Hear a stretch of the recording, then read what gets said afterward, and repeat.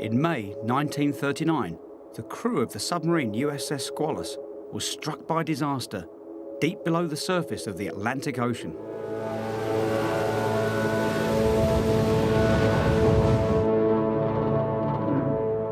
They were trapped on the ocean floor with their air running out and no means of escape.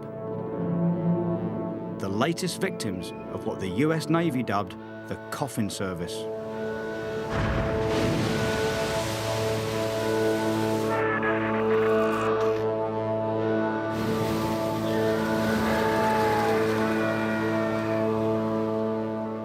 Their fate depended on one man, naval inventor Charles Momsen.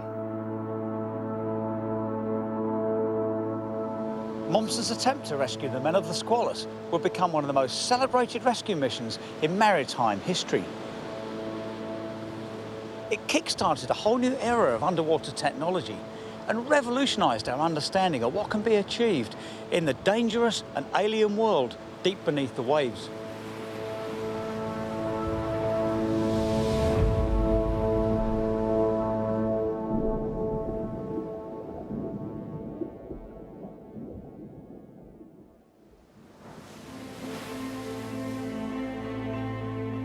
On May the 23rd, 1939, a prototype American submarine was preparing for a routine dive.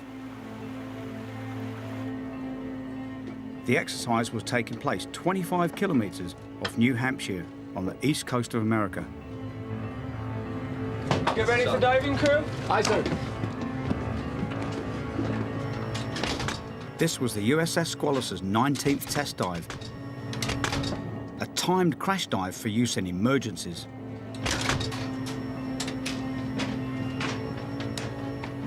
First officer, prepare to dive the boat! Prepare to dive the boat! Under the command of Lieutenant Oliver Naquin, Dive the boat. Dive the boat! the Squalus had to dive to periscope depth 15 metres in 60 seconds.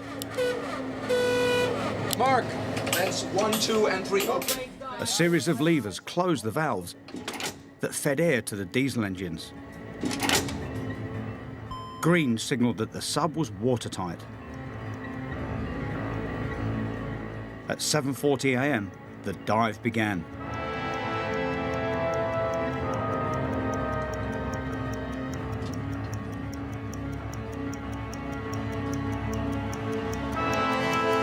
Mark, 62 seconds. Well done, gentlemen. It seemed a textbook dive, but within seconds, it went disastrously wrong.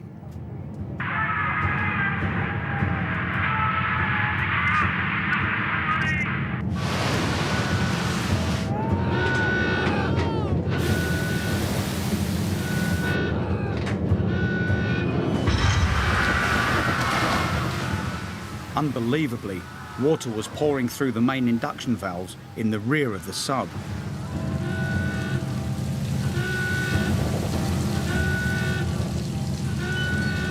Foreplate, surface! Foreplate, surface, surface! No main ballast! No main ballast! Main ballast not working! No secondary ballast! Going ballast! Head ball! You've hit bottom, sir.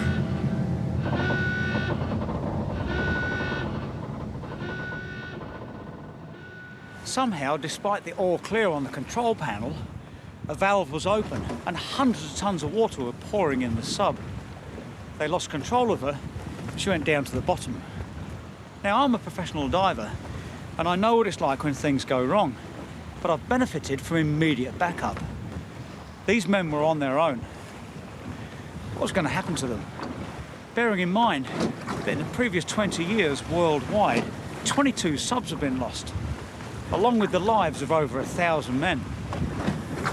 I didn't call it the coffin service for nothing. In the 1930s, submariners like the crew of the Squalus were taking their lives in their hands. Underwater technology was in its infancy, and in the history of submarines, no crew had ever been rescued from the ocean depths. The disaster of the Squalus will become a pivotal event that would change underwater safety forever. Even today, flooding is a danger that terrifies every submariner, and recruits are trained how to react to any breach of their boat. In this simulator, the sheer force of a wall of water pouring through at 14 pounds per square inch pressure is a terrifying experience.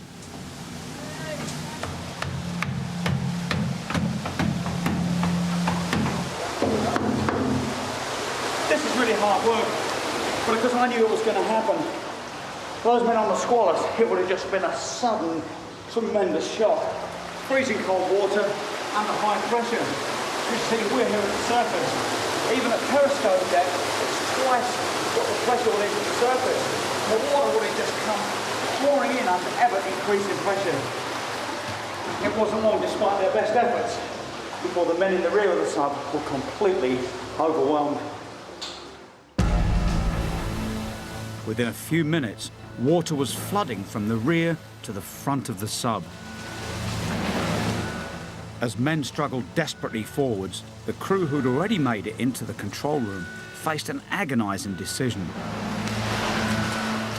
Either wait for their crewmates to come through and risk the whole sub flooding, or shut the watertight bulkhead doors and condemn them to certain death.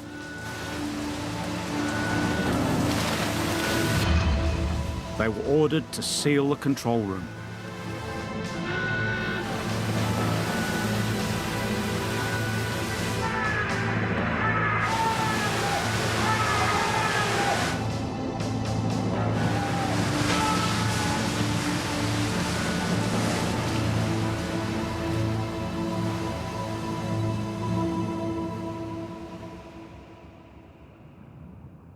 "26 men died in those first few minutes. 33 survivors were entombed in what was now a watery coffin, stranded on the bottom of the ocean.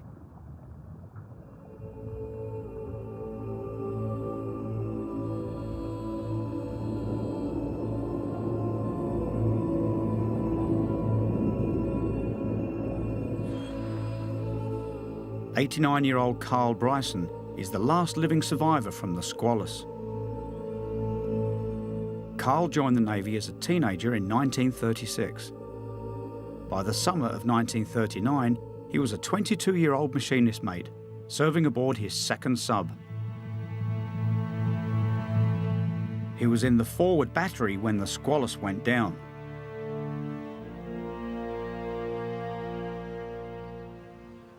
I never really thought about dying there. That would never cross my mind. When the water first started to come in, I didn't have time to think about anything except how to shut the water off. Everybody said, well, what did you think and all that? I didn't think anything except how can we stop the water from coming in? This is the main induction valve. All the water would have come in here. There'd been massive volumes of water pouring in these. Tremendous volume. And it went into both engine rooms.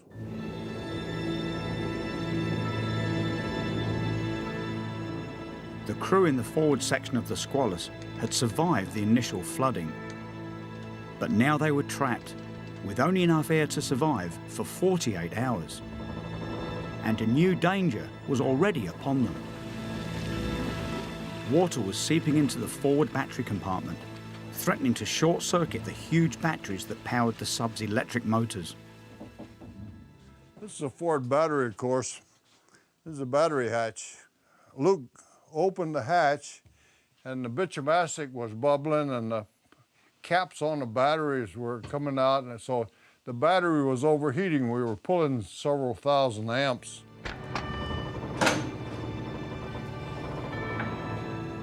As the batteries heated to a critical level, the chief electrician shut off her power.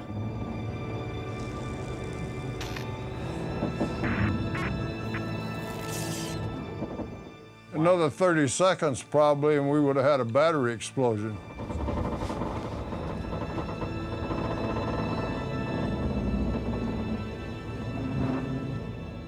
Nobody in the battery compartment would have stayed alive. The people in the control room would have been lost. Somebody may just possibly have made it out of the forward torpedo room. I doubt it. With no power, there was no heating. no light, and no hope of raising the sub. For Captain Naquin, it was time to make a harrowing assessment. Take a roll call. Yes, sir. Bryson. Aye, sir. McLeese. Aye, sir. Askew. Aye, sir. Jones. Aye, sir. Bryson. Aye, sir. F torpedo, do you copy?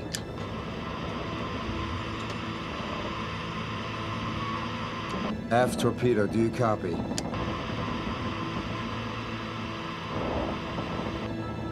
Forward battery, do you copy? Forward torpedo, do you copy?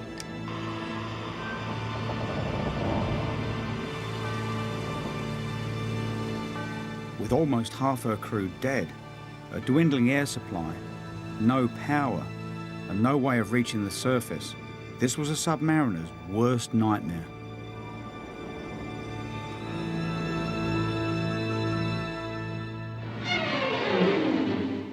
Ever since the sinking of the Lusitania in World War I by a German U-boat, naval commanders knew they needed submarines.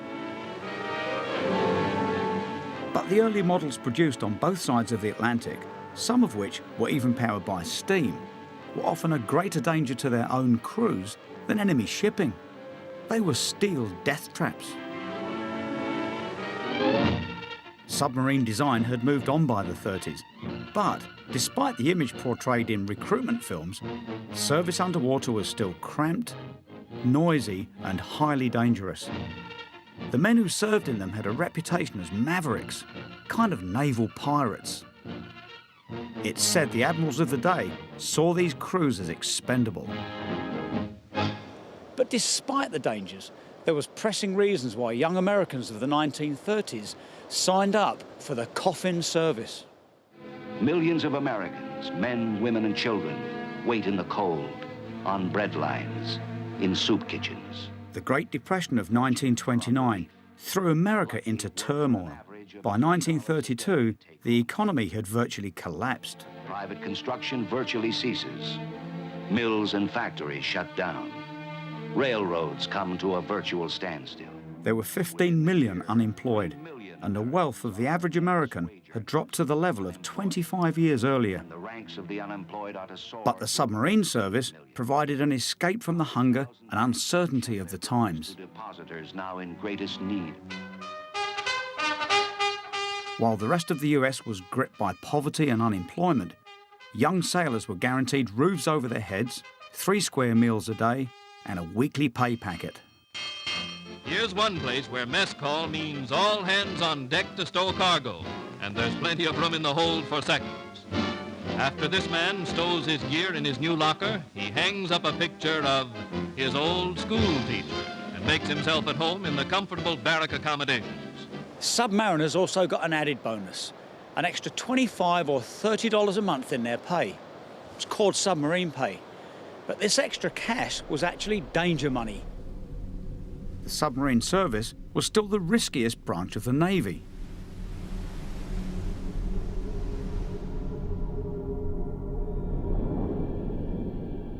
For the crew of the stricken Squalus trapped on the ocean floor, things were going from bad to worse.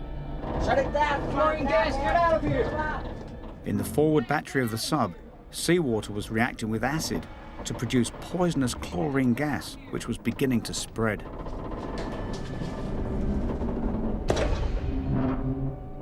We weren't to the point of gasping or anything like that, but we smelled chlorine gas, and that certainly is an indicator we wanted out. But there was no way out. The stricken sub was on the ocean floor at a depth of 74 meters. Radio communication was impossible that far down, and the last message to base had been garbled. The sub was actually 8 kilometers from where base understood her to be. Well and truly lost. The crew released a marker buoy and some rocket flares, but the chances of rescue were remote. Trapped in America's newest submarine, all the men could do was pray. In the 30s and 40s, subs built here at Portsmouth Naval Yard were at the forefront of submarine design. And 20,000 men built virtually half of America's submarine fleet for World War II. Squalus was at the cutting edge of these developments, and yet still the sea took her. Now the race was on to find her. But even if she was found, the big question remained, could those men be saved? The answer to that lay with one man, Lieutenant Charles Momsen, nicknamed Swede Momsen. In 1925, 14 years before the Squalus disaster, Momsen was a sub-commander and was badly shaken by the tragic sinking of his vessel's sister submarine. Stranded on the bottom of the ocean, several of Momsen's friends lost their lives, while the Navy stood by helplessly. Momsen was determined things had to change. Submarines had to become safer.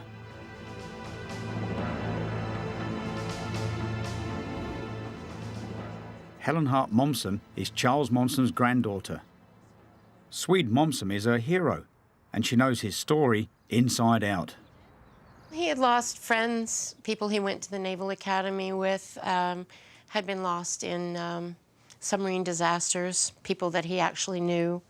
One of the men, when they opened the submarine after they salvaged it, his fingers were all torn to stubs because he had tried to open the hatch, which would have been impossible even without the water on top of it.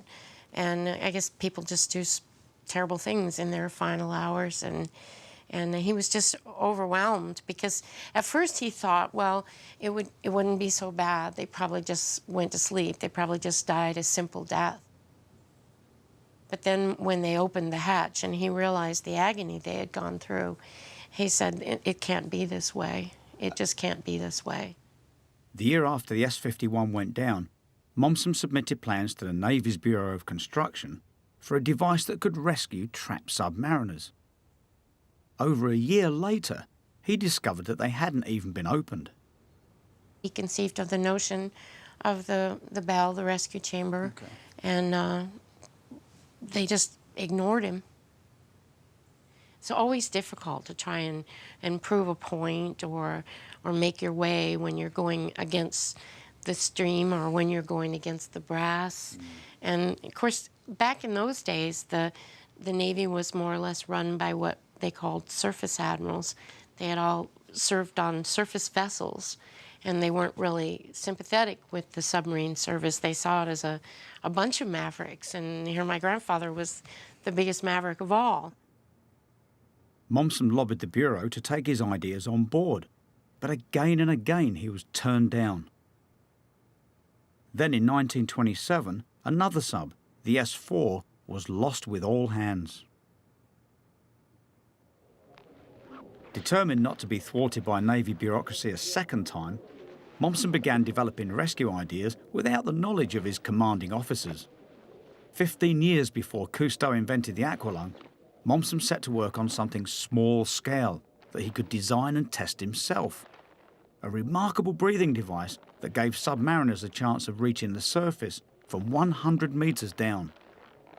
He had a plan for the Momsen lung, and they gathered together pieces of hose and metal and inner tubes and put together the Momsen lung, and he tested it in a swimming pool, risked his own life. So it was his own money, his own life, his own time.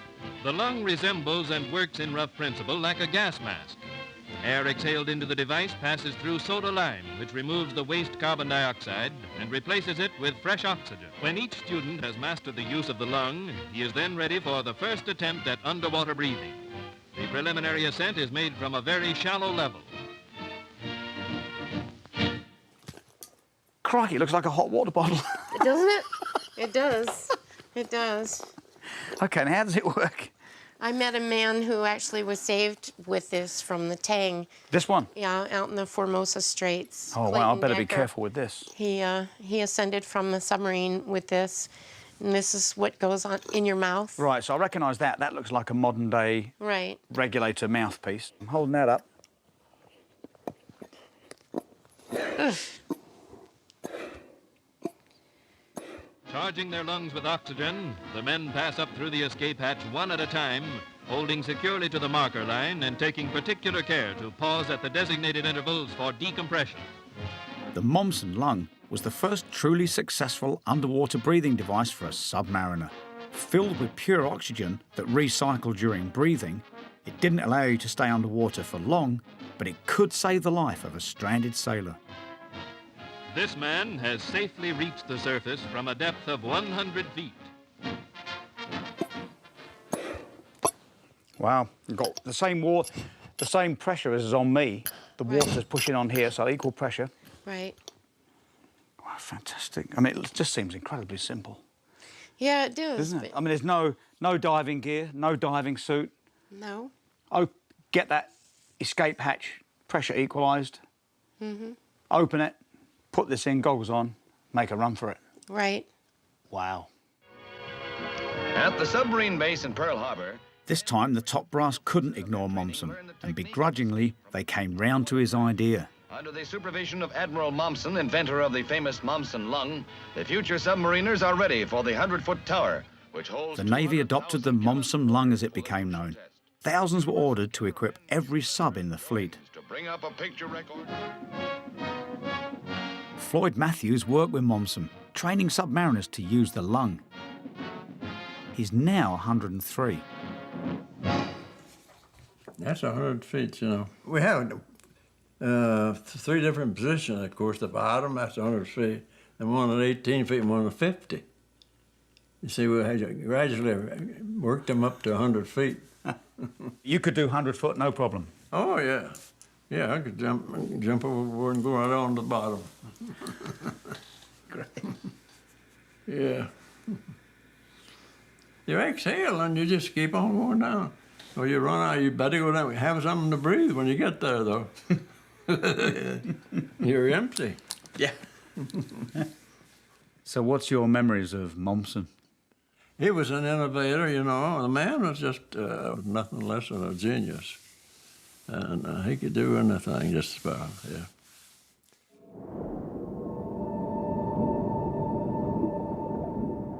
The Squalus was equipped with Momsen lungs for all its crew.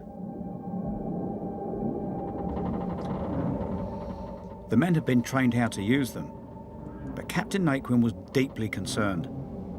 The Atlantic was freezing cold, and the chances of getting all 33 men out were remote.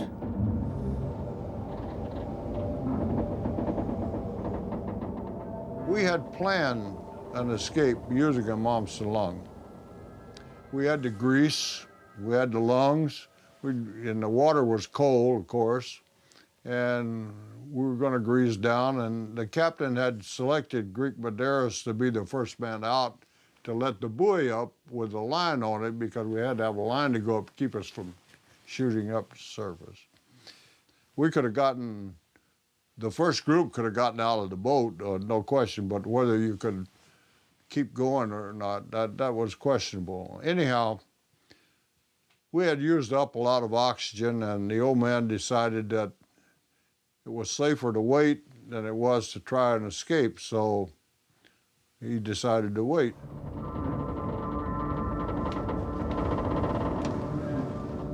But Captain Naquin had no idea that his last location radio back to base had been garbled. They were lost.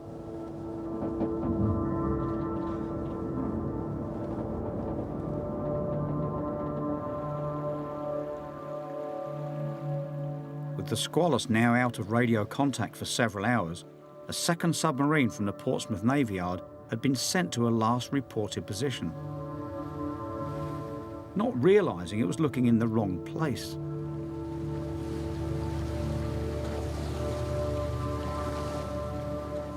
There was no sign of the Squalus's marker buoy and no trace of any flares. The search dragged on and on.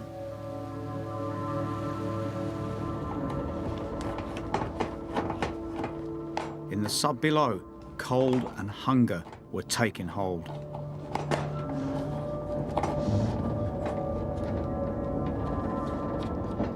With surface contact long overdue, tinned food was given out to keep up morale.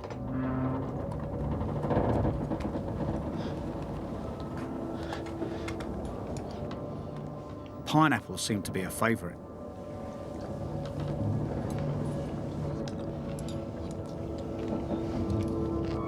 Man, it was cold. Every place that you had condensation in a torpedo room from your breathing, a skim of ice. But cold and hunger weren't the only dangers. With every breath they took, the men were using up vital oxygen. And with each passing hour, the chances of survival became ever slimmer. Yet, 4 hours after the Squalus went missing, nobody even knew where she was.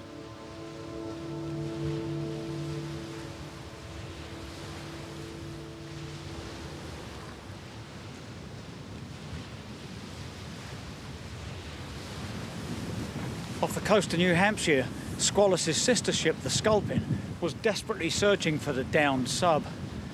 Finally, at 12:40 on the 23rd of May, the lookout spotted Squalus's marker buoy, and inside was the telephone connected to the submarine. This is the USS Squalus. Over.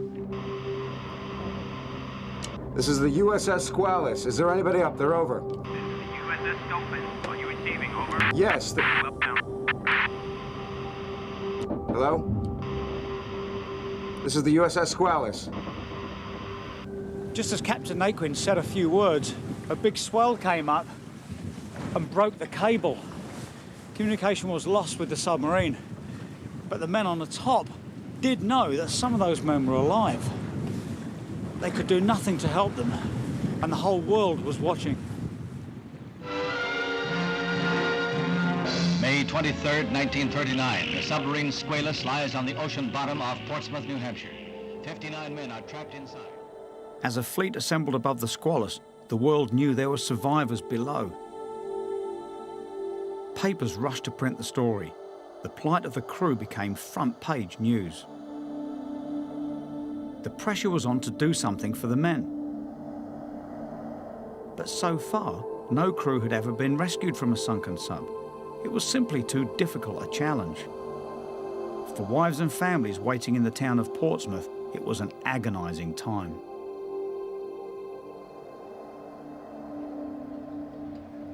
The whole of the town here at Portsmouth were looking at the Navy base over there for answers. The whole town would have just been waiting and hoping for news.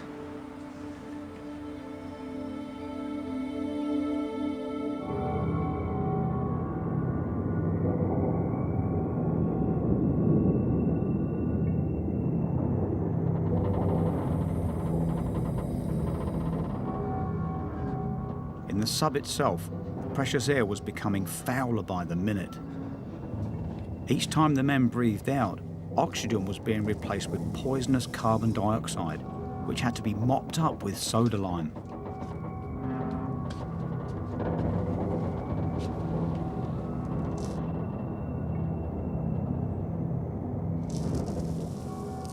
In desperation, the Navy at last turned to the man they had once ignored, Charles Momsen.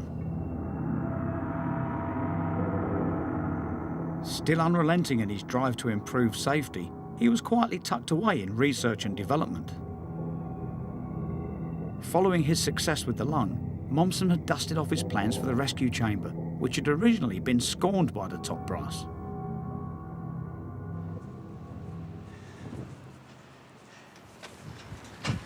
This is a submarine rescue bell based on Momsen's design. It's an incredible simple bit of kit. There's hardly any moving parts at all. It was counted on as being something that would rescue 30+ men.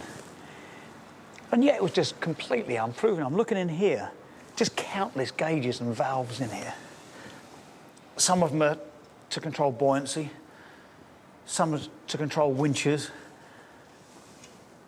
And I can't think, you get 2 operators in here and up to 7 rescued men.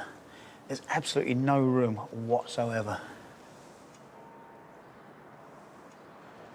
The trick to it is sending it down to the bottom and accurately locating it over the submarine escape hatch. And the key to that is this thing here. There's a rubber gasket under there, and that provides a perfect seal over the hatch.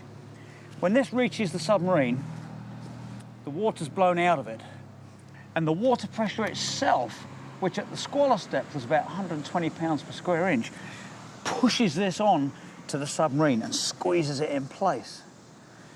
Provides a perfect seal. The men can open up the hatch from inside and enter into here.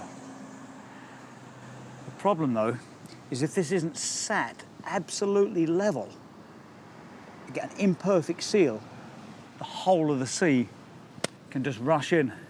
Complete disaster. Rescue vessels, led by the Falcon, locate the sub and prepare to send down a newly developed rescue bell. It was Momsen's big moment. With 33 lives at stake and time running out, the Navy had to take a chance with the maverick inventor and his innovative chamber. Never before has a diving bell like that been used for actual rescue. Will it work? And at that depth? Aboard the rescue fleet, they can only hope. For the chamber seal to work, it had to fit precisely over the sub's escape hatch. This meant a diver had to go down first to attach a guide cable to the hatch handle. The divers who took on this challenge were the astronauts of their day. Tough and determined, they risked their lives to push the boundaries of human knowledge with only the most primitive equipment. And this is the kind of kit they had to use. It's called hard hat gear, and it's very heavy and cumbersome. I mean, one boot alone, this weighs about 10 kilos. So there's some real problems with it. Firstly, you can only dive very, very close to the ship because the diver is lowered down from the boat on the surface. And secondly, they're pulling a long air hose behind them. And that air hose, in Momsen's case, would have been 75 metres long. So it would have weighed a ton, making the dive almost impossible. But it wasn't just the diving gear that was primitive. At the time, we only had a very basic understanding of how our bodies react to being at pressure. So Momsen dedicated himself to learning how that happened. And he developed diving tanks, just like this one, used by the Royal Navy here at Gosport.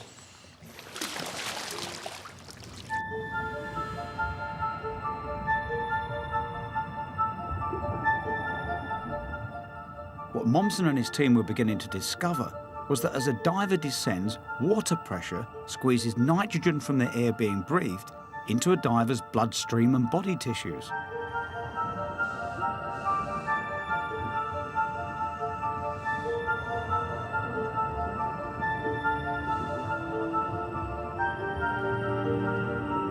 Well, at high pressures, like there are right here, at 30 metres, at high pressure this nitrogen affects our thinking. It's a very pleasant feeling, let me tell you. But it can lead to problems, because it feels like a mildly drunken state.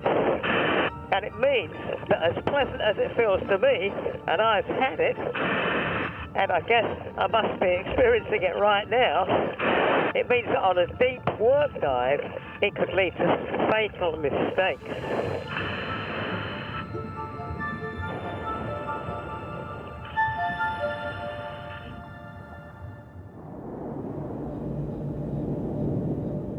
"24 hours after the Squalus went down, the first diver was ready to be lowered into the freezing waters of the North Atlantic.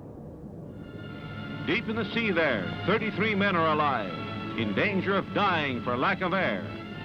Get the living out is the cry as down goes the diver. The diver was Martin Sibitsky.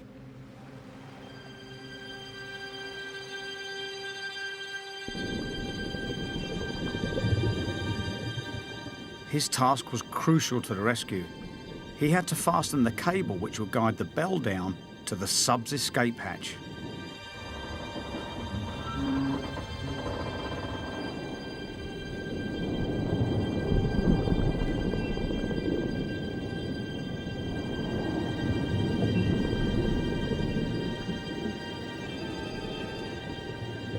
With a concentration of carbon dioxide rising with every breath, the air in the sub was becoming more poisonous by the minute.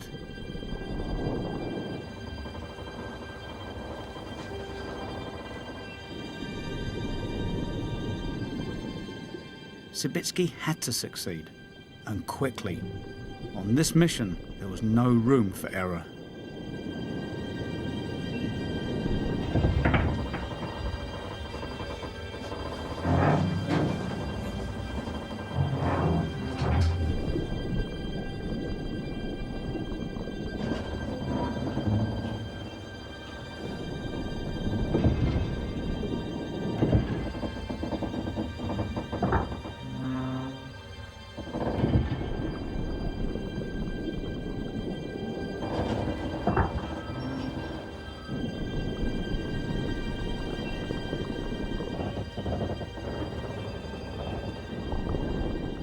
When Sibitsky got down there and started to work really hard dragging that heavy cable around, he was breathing more air, which meant he got nitrogen narcosis.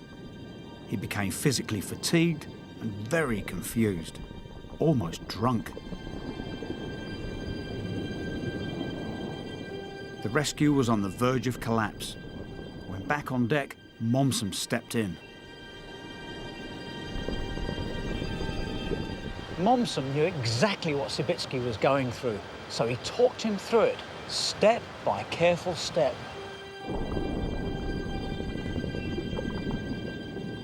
Momsen helped Sibitsky gather his thoughts and overcome the effects of nitrogen narcosis. At last, he was able to clip the cable on.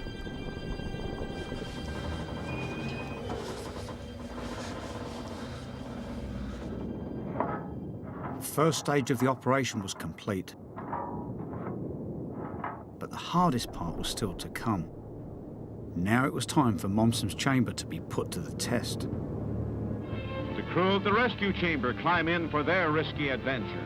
The idea is to lower it onto the sunken sub, make it fast to a hatch, open the hatch, and bring the survivors up into the rescue chamber. So beneath the surface it sinks, for life-saving without precedent. This occurs a little more than 24 hours after the United States submarine Squalus sank while making a practice dive off Portsmouth. Lowered by a support cable, the chamber began its descent. Although it had never been tested in a real rescue situation, it was the only hope for the men in the Squalus.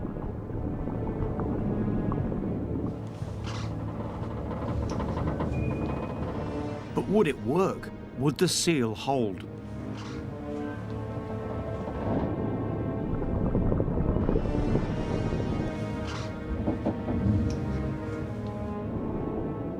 At 12 noon, the chamber landed over the escape hatch.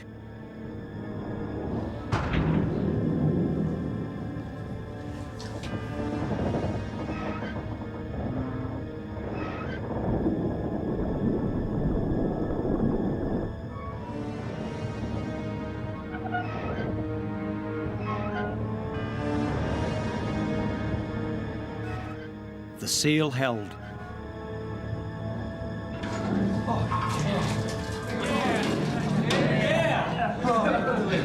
I told you they come.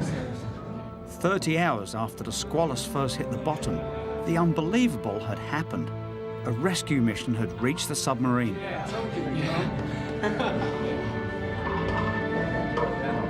Carl Bryson watched the first 8 men get into the Bell. They were the crew members most affected by the cold and poor air.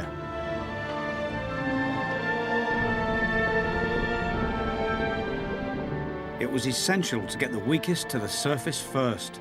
No one knew how long the rescue would last, if the weather would hold, or indeed, if the Bell could actually manage the 4 journeys needed to lift the survivors to safety.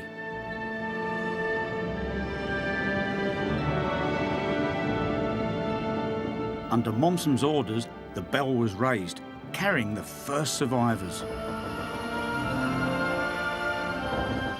Valves let in air to the ballast tanks, and inch by inch, the chamber rose,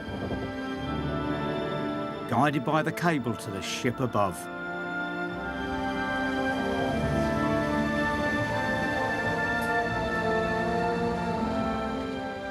For now, everything seemed to be working perfectly.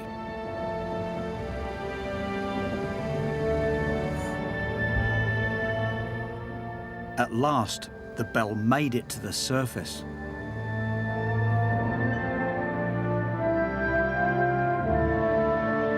There it is, bubbling and breaking the water. The dramatic sight, sudden appearance of the diving bell. All the rescue power of the Navy mobilized. And here's the climax. The rescue chamber coming up from its first descent.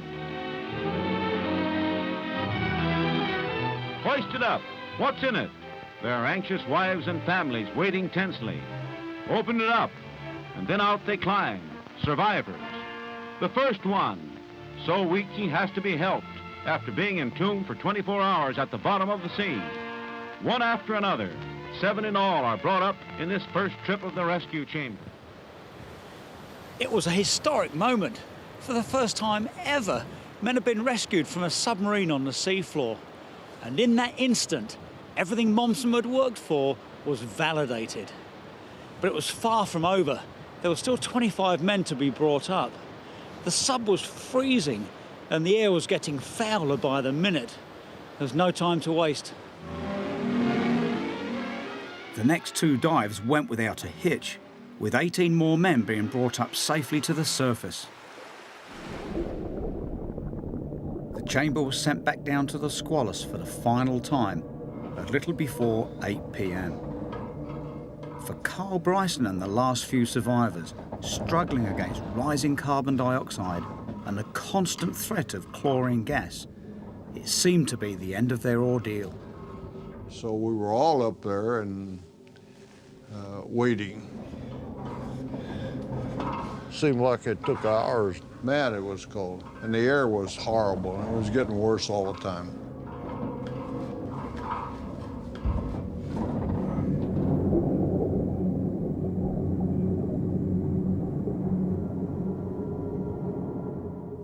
How did it feel getting in that bell? Well, it felt good to get in the bell, but then when it jammed, it didn't feel so good.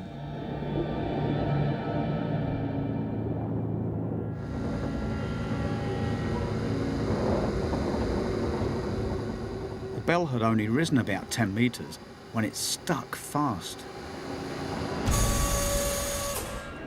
The main cable running down from the bell to the sub below had jammed.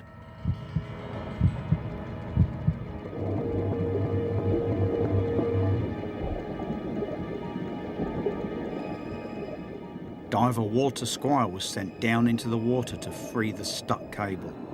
He made his way down tentatively.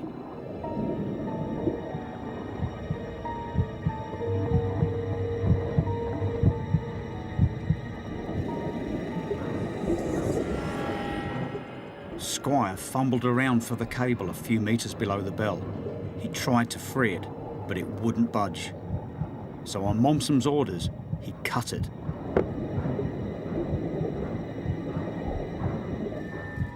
Now the full weight of the 9.5-ton chamber was hanging from a single support cable running to the ship above. Just when it seemed the worst was over, the diver returning to the surface noticed something disastrous. The cable left holding the chamber had begun to unravel and snap, and the bell was now dangling from a last single strand. The men's lives were literally hanging by a thread.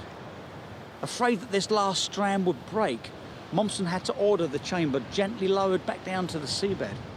So just moments from triumph, the rescue had stalled.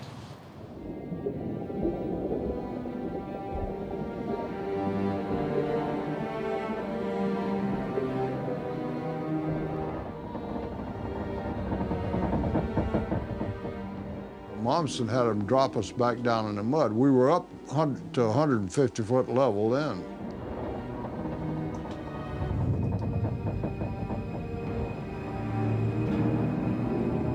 And we dropped us back down because if that cable had parted and then the exhaust cable and the air cable, and then we would be lost.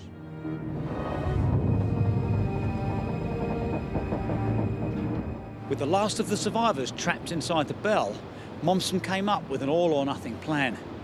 It was highly risky, but it was their only hope. He reckoned if the operators inside the Bell could carefully open the valves and blow more compressed air in, they could control its buoyancy. And his gamble was that they could make it weightless, neither rising nor sinking. If it worked, it would be light enough that it could be carefully hauled up, hand over hand. If it didn't, the cable would break and the men would be lost.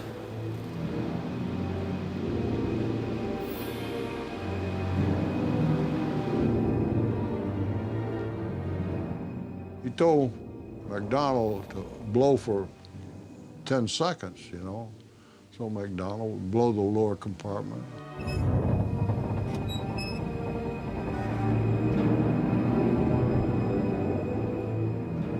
Blow 20 seconds. Then blow 10 seconds.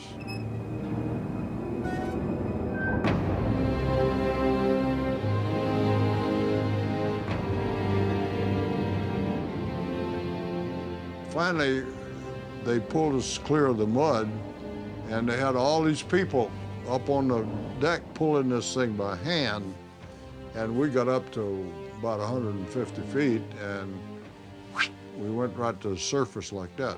One of the greatest rescues in the annals of the sea. Men saved from the sunken submarine Squalus off Portsmouth, New Hampshire. Every one of the living brought out alive. In the history of the sea, a sunken submarine represents the depth of terror and horror. So this rescue represents a height of glory. And we got to the surface, and I was frozen, man, oh man. I'll tell you, we were lucky, really lucky. And we had the right people in the right place at the right time. And that makes a difference.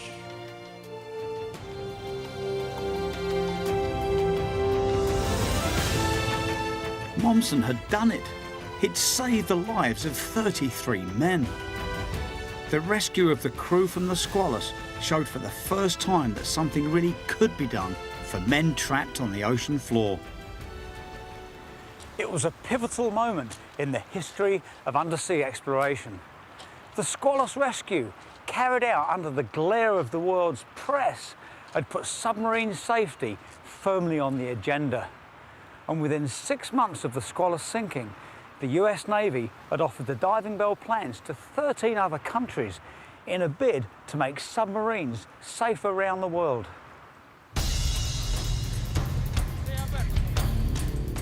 As a proven success, it was adopted by other navies.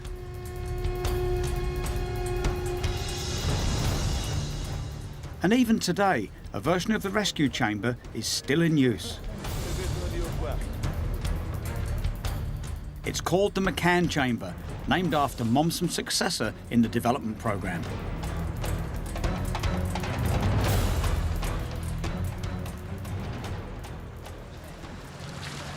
Thanks, mate. I'm here courtesy of the Italian Navy to take part in a submarine rescue training exercise. And I'm going to go down here in a McCann Bell, which is essentially the same piece of kit that was used on the Squalus rescue, to go down to a submarine at 40 metres and see what it was really like for those rescuers and for those men from the Squalus. Thanks very much. Thank you.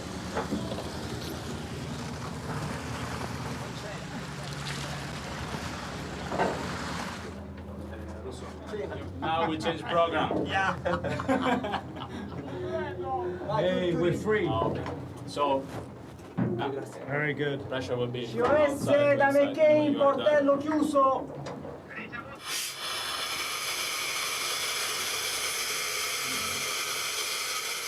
Pressione interna 0,2.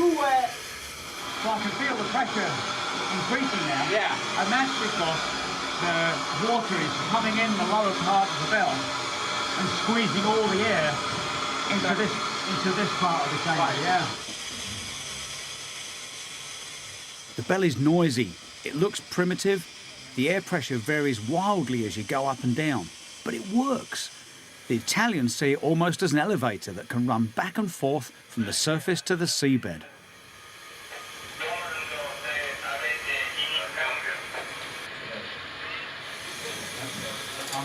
We're just landed on submarine.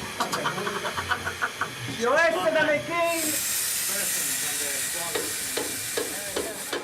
It's fantastic to think that a design which is essentially from the 30s is still used today. And it's not just the Italians.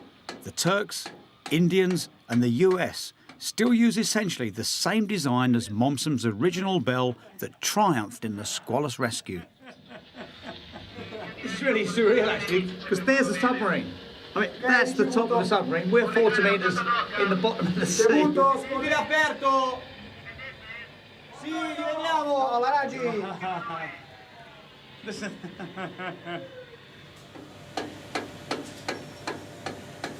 It just feels amazing, going down to the submarine whilst on the bottom of the sea.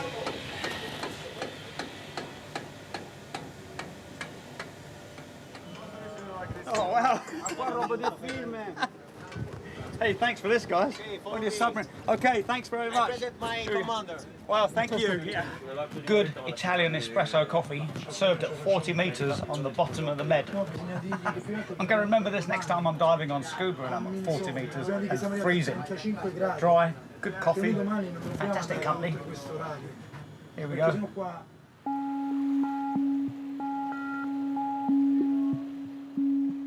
The Squalus rescue was a turning point in the development of underwater technology. New devices were pioneered that led to some remarkable equipment, like this one-atmosphere diving suit.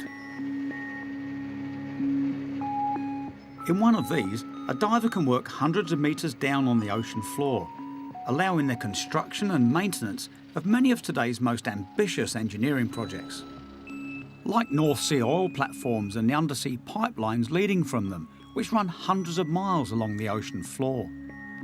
These developments would have seemed impossible before Momsen's triumph. After the Squalus rescue, Momsen was promoted to commander, and his prestige in the Navy just rocketed. He used his influence to launch a whole new era of underwater technology, and he became the father of modern diving. One of his most significant contributions was the development of new mixed gases for deep diving. By replacing the nitrogen in the air with helium, he completely eliminated nitrogen narcosis. And that meant that professional divers like myself can dive deeper, we can have shorter decompression times, and our underwater work is just safer. In the 60s, Momsen's son, also called Charles, was a real chip off the old block. He carried on the family tradition by developing the mini-sub Alvin, seen here looking for a hydrogen bomb lost at sea after a mid-air collision involving a B-52 bomber.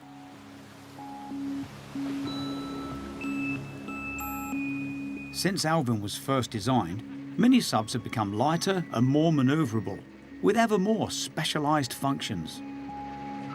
Nowadays, they are used all over the world, both by navies and civilian contractors.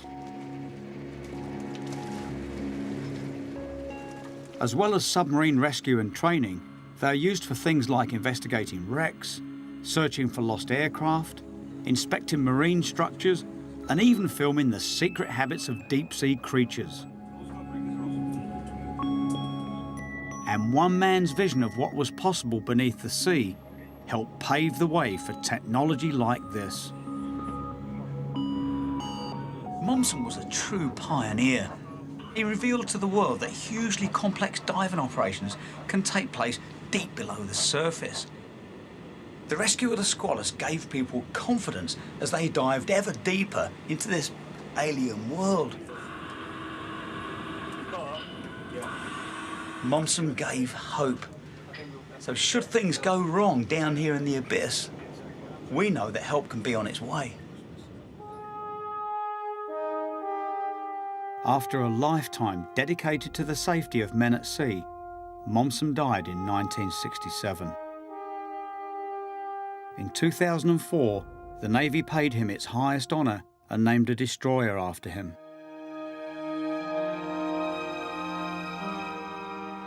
As for the Squalus itself, it was salvaged from the deep in the months after it sank. Recommissioned as the sailfish, it fought through the Second World War. Her conning tower is still preserved at Portsmouth Navy Yard as a lasting tribute to the men who served on her.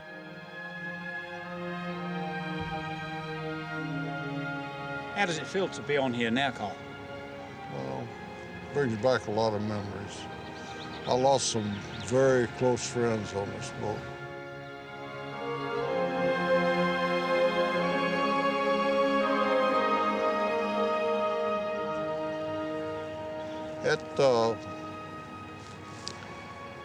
It was a sad thing.